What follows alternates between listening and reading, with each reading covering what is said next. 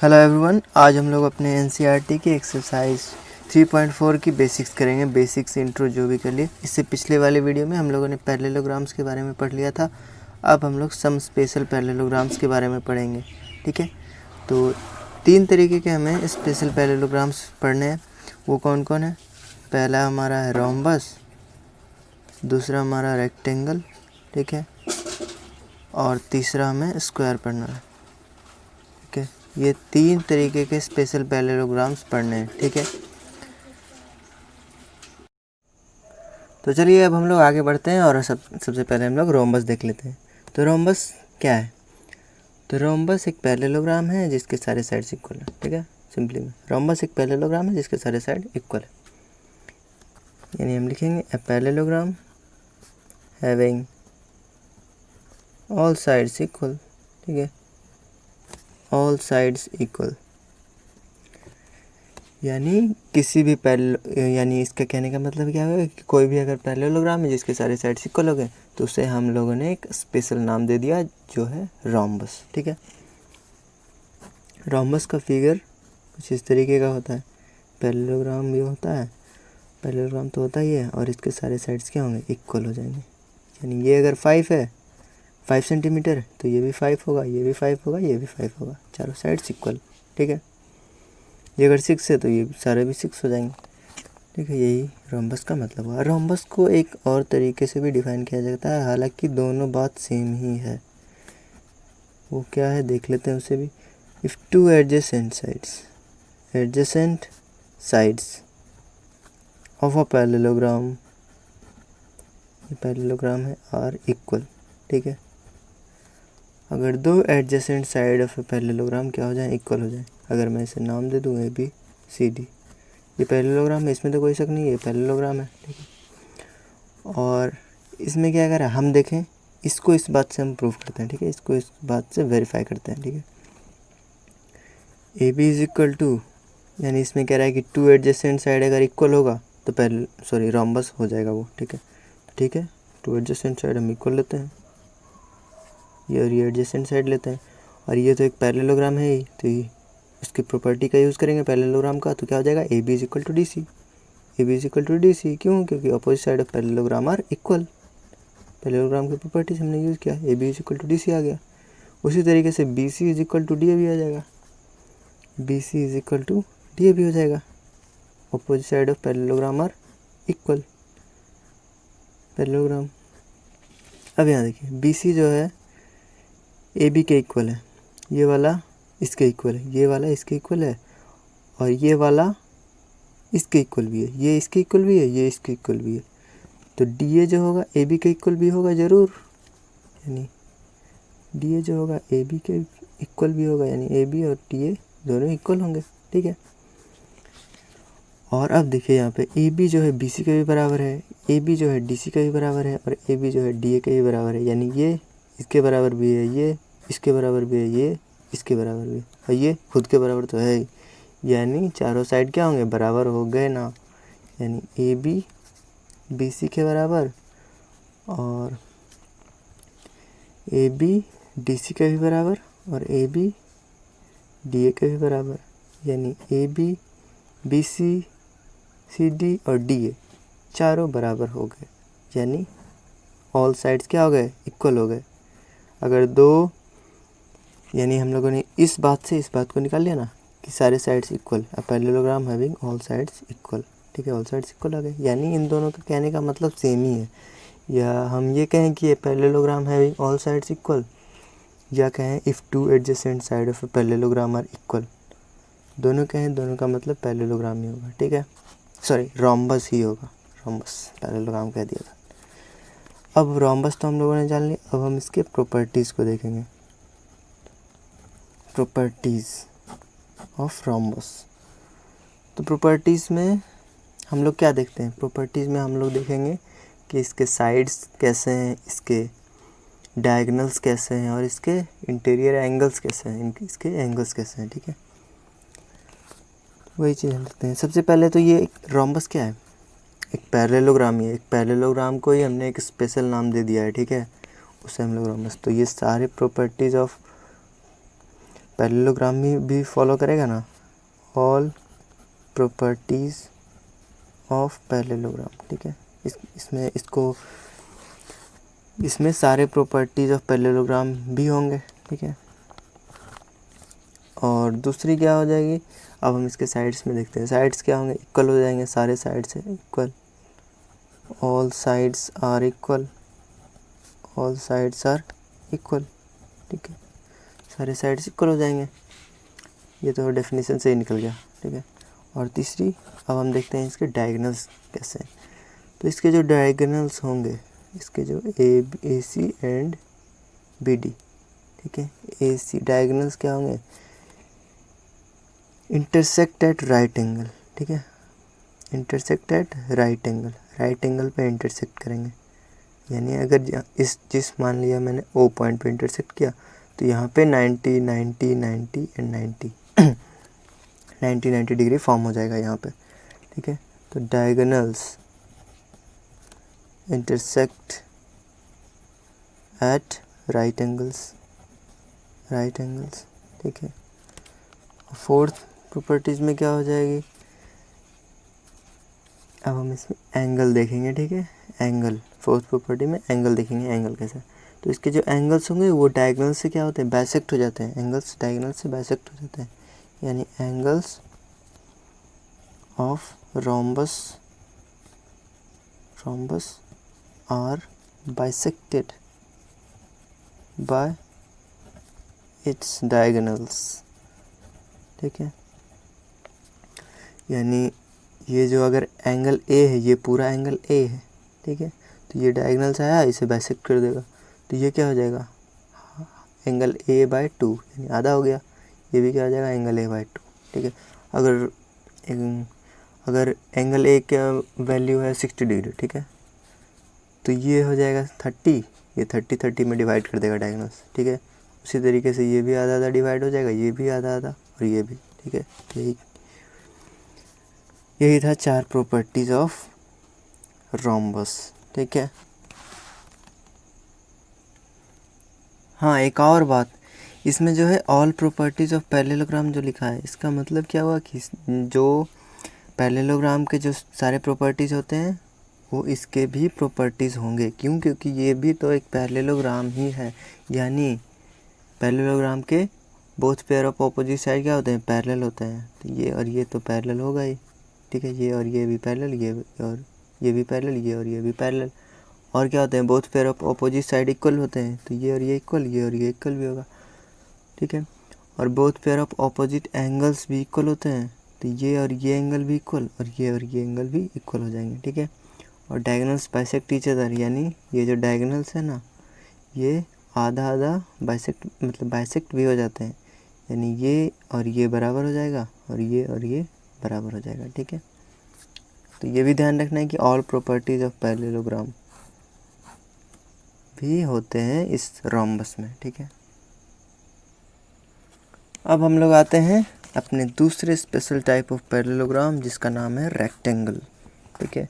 तो रेक्टेंगल हम वैसे पैरेललोग्राम को कहेंगे जिसके ईच एंगल क्या हो, प्रत्येक एंगल एक राइट एंगल हो, ठीक है। एवरी एंगल, तो हम लिख सकते हैं definition, a parallelogram in which each angle is right angle, ठीक है। राइट एंगल, यानी वैसा मतलब एक पैरेललोग्राम जिसमें ईच एंगल राइट एंगल हो, सारे एंगल एवरी एंगल, यानी कुछ इस तरीके का फिगर आता है हमें रेक्टेंगल। यानी सारे एंगल क्या हो, 90 90 डिग्री के हो, राइट एंगल हो, ठीक है। तो उस तरीके के पैरेललोग्राम को भी हम एक स्पेशल नाम दे देते हैं, जिसे हम कहते हैं रेक्टेंगल। ये रेक्टेंगल है हमारा, ठीक है।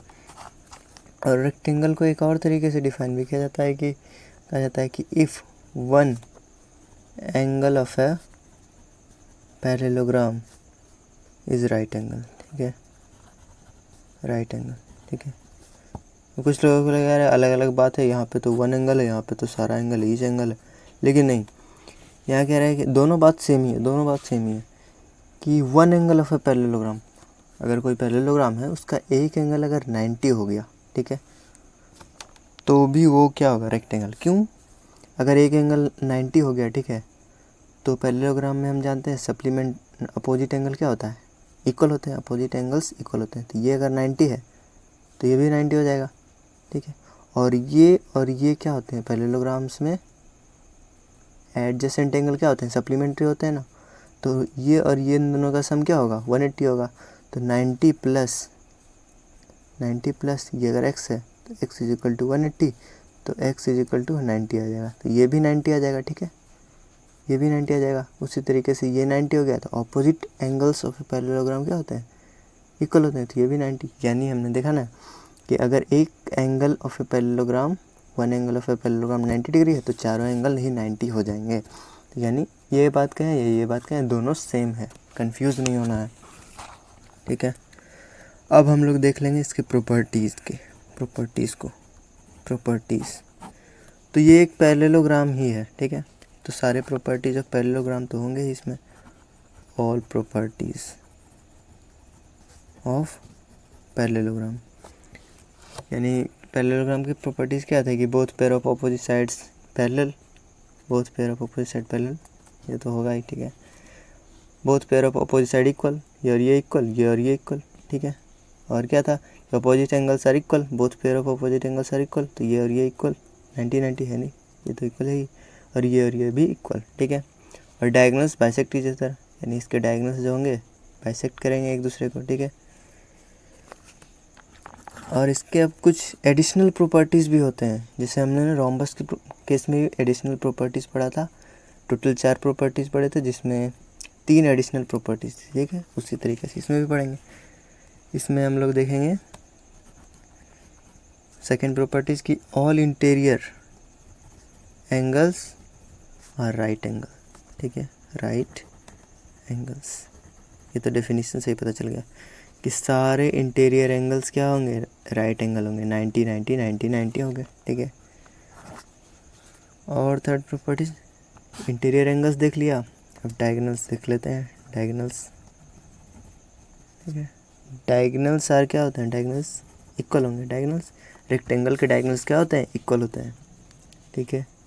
रेक्टेंगल्स के डायगोनल इक्वल होते हैं, यानी अगर ये नाम मैं देता हूँ ABCD, यानी AC is equal to BD होता है। ये काफ़ी इंपॉर्टेंट प्रॉपर्टीज है, ठीक है। डायगोनल्स क्या होंगे, इक्वल होंगे रेक्टेंगल के, ठीक है। हाँ, और एक और बात कि मैंने बताया था कि प्रॉपर्टीज़ में हम लोग क्या देखते हैं कि उसके इंटरनल एंगल्स देखते हैं, डायगोनल्स देखते हैं और साइड्स देखते हैं, ठीक है। लेकिन इसमें साइड्स में तो कोई रिलेशन बन ही नहीं रहा, ये और ये और ये, इसलिए इसमें रेक्टेंगल के साइड्स में कोई रिलेशन नहीं होता, इसलिए इसके साइड के प्रॉपर्टीज़ नहीं होते, ठीक है, नहीं है, ठीक है। आप समझ रहे होंगे मैं क्या कहना चाह रहा हूँ। तो चलिए, अब हम लोग अभी तक हम लोगों ने रेक्टेंगल पढ़ लिया, रोम्बस पढ़ लिया, ठीक है। अब हम लोग लास्ट टाइप ऑफ पैरेललोग्राम देखेंगे, जिसको कहते हैं हम लोग square. Very important and very interesting, ठीक है। तो स्क्वायर होता क्या है, स्क्वायर भी क्या है, एक पैरेललोग्राम है, ठीक है। एक पैरेललोग्राम है जिसके सारे साइड्स इक्वल हों और ईच एंगल क्या हो, 90 डिग्री हो, ठीक है। तो हम इसे लिखते हैं, तो अभी समझ में आ जाएगा आपको, ए पैरेललोग्राम इन विच, ठीक है, एक पैरेललोग्राम जिसमें ऑल साइड्स आर इक्वल, ठीक है, all sides are equal and each angle measures 90 degree, ठीक है। एक पैरेललोग्राम जिसमें सारे साइड इक्वल हो और सारे एंगल क्या हो, 90 डिग्री हो, ईच एंगल यानी प्रत्येक एंगल 90 डिग्री हो, ठीक है। हमारा स्क्वायर का फिगर कुछ इस तरीके का आएगा, ठीक है। ये क्या है, पैरेललोग्राम है, ठीक है, एक पैरेललोग्राम है इसमें सारे साइड्स इक्वल हैं, नाम मैं देता हूँ ABCD, सारे साइड्स इक्वल हैं और सारे एंगल भी 90 डिग्री हैं, सारे एंगल भी 90 डिग्री है, ठीक है। ऐसे भी कह सकते हैं कि एक ऐसा पैरेललोग्राम जिसमें सारे साइड्स इक्वल हों और सारे एंगल्स भी इक्वल हों, ठीक है, ये भी। और इसका एक कुछ लोग ऐसे भी डिफाइन करते हैं कि if two adjacent sides of a rectangle, ठीक है। अगर दो adjacent side of rectangle are equal, ठीक है। यानी अगर कोई भी रेक्टेंगल हो जिसका दो एडजेसेंट साइड इक्वल हो जाए तो भी हम उसे स्क्वायर कह देंगे, ठीक है। तो इसका कहने का क्या मतलब हुआ कि अगर कोई रेक्टेंगल हो, ठीक है, मान लिया मैंने इसे रेक्टेंगल है, अगर इसके दो एडजेसेंट साइड ये और ये इक्वल हो जाते हैं, ठीक है, ये और इक्वल हो, अगर ये रेक्टेंगल है तो चारों एंगल तो 90 होगा, ठीक है, 90 होगा, और ये इक्वल है एडजेसेंट एंगल। तो अब हम लोग वेरीफाई कर लेते हैं कि सारे साइड्स इक्वल हैं कि नहीं। ये और ये इक्वल हैं तो क्या हो जाएंगे, ये और ये भी इक्वल हो जाएंगे, ए बी और डी सी भी इक्वल हो जाएंगे। रेक्टेंगल एक पैरेललोग्राम है ना, तो ये अपोजिट साइड भी इक्वल हो जाएंगे। उसी तरीके से ये भी इसके इक्वल हो जाएंगे, ये भी इसके इक्वल हो जाएंगे, और ये दोनों तो इक्वल है, इसलिए सारे साइड्स इक्वल, ठीक है, सारे साइड्स भी इक्वल हो जाएंगे। यानी ये कहें या ये कहें, बात बराबर है। मैं इसलिए ये सब बता रहा हूँ ताकि आप बहुत तरीके के डेफिनेशन आप बुक्स में देखेंगे तो कंफ्यूज नहीं होना, ठीक है, कंफ्यूज नहीं होना, ये सब बात बराबर है, ठीक है। और एक और तरीका है इसे डिफाइन करने का कि if one angle of a rhombus is a right angle, ठीक है। यानी अगर रोम्बस का एक एंगल 90 हो जाए तो भी हम उसे स्क्वायर कह देंगे। रोम्बस का अगर एक एंगल 90 हो जाए तो हम उसे स्क्वायर कर देंगे, ठीक है। उसी तरीके से अगर रेक्टेंगल का दो एडजेसेंट साइड इक्वल हो जाए तो हम उसे स्क्वायर कर देंगे, ठीक है। यही इसका कहने का मतलब यही बात, ठीक है। और अब ये भी बात और ये भी बात और ये भी बात, तीनों बात सेम ही है। इसे हम लोग भी देख सकते हैं कि अगर ये कोई रोम्बस है, कुछ इस तरीके का रोम्बस होता है, तो रोम्बस है, अगर एक एंगल हम 90 कर देते हैं, ठीक है, 90, ठीक है, तो क्या होगा, रोम्बस के सारे साइड्स तो इक्वल होते हैं, सारे साइड्स इक्वल हैं, ठीक है, ऑल साइड्स तो इक्वल हो गया, और रोम्बस एक एंगल 90 कर दिया मैंने, तो क्या होंगे, ये एंगल भी 90 हो जाएंगे पैरेललोग्राम की प्रॉपर्टी से, क्योंकि रोम्बस भी एक पैरेललोग्राम ही है। और उसी तरीके से ये एंगल भी क्या हो जाएगा, 90 हो जाएगा। Supplementary angle of a parallelogram क्या होता है, 180 होता है, तो 180 माइनस 90, ये भी 90। उसी तरीके से ये और ये एंगल इक्वल हो जाएगा तो ये भी 90। तो यानी इस रोम्बस के सारे साइड्स इक्वल हैं, और अगर एक एंगल हम 90 कर दिए तो सारे एंगल भी 90 हो गए। तो यानी ये हमारा आ गया यही बात कि एक parallelogram in which all sides are equal, ठीक है, वो चारों साइड्स इक्वल हो गए। ईच एंगल मेजर्स 90 डिग्री, ठीक है। यानी कहने का मतलब ये तीनों बात सेम ही है, कंफ्यूज नहीं होना है। तो स्क्वायर तो हम लोग जान लिया, अब हम इसके प्रॉपर्टीज़ को देखेंगे, ठीक है। प्रॉपर्टीज़, तो फर्स्ट प्रॉपर्टीज़ तो बहुत वेरी कॉमन है कि ऑल प्रॉपर्टीज़ ऑफ पैरेललोग्राम, ठीक है। पैरेललोग्राम स्क्वायर भी एक पैरेललोग्राम है, ठीक है। तो सारे प्रॉपर्टीज़ ऑफ पैरेललोग्राम भी होंगे इसमें, ठीक है। यानी both pair of opposite side parallel होंगे, both pair of opposite side equal होंगे, both pair of opposite angles भी इक्वल होंगे, और डायगोनल्स क्या होंगे, बाइसेक्ट करेंगे, डायगोनल्स बाइसेक्ट ईच अदर, ठीक है। Second, all sides are equal, ठीक है। सारे साइड्स इक्वल होंगे स्क्वायर के, A B C C D and D A, चारों sides equal. Third properties, all angles are right angles, ठीक है। All angles are right angle, ठीक है, राइट एंगल। ये तो स्क्वायर रेक्टेंगल वाला प्रॉपर्टी आ गया, ठीक है। All angles are right angle, यानी ये और ये सारे राइट एंगल ही होंगे। फोर्थ प्रॉपर्टीज क्या होगा कि एंगल्स ऑफ स्क्वायर जो होगा bisected by diagonals of square, ठीक है। यानी इसके जो डायगोनल्स होंगे,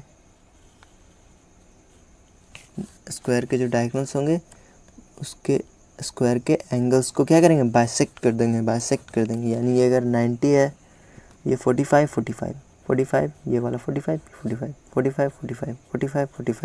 ठीक है, ये भी 45 बाइसेक्ट आधा आधा हो जाएगा। ठीक है, यही कहने का मतलब हुआ है।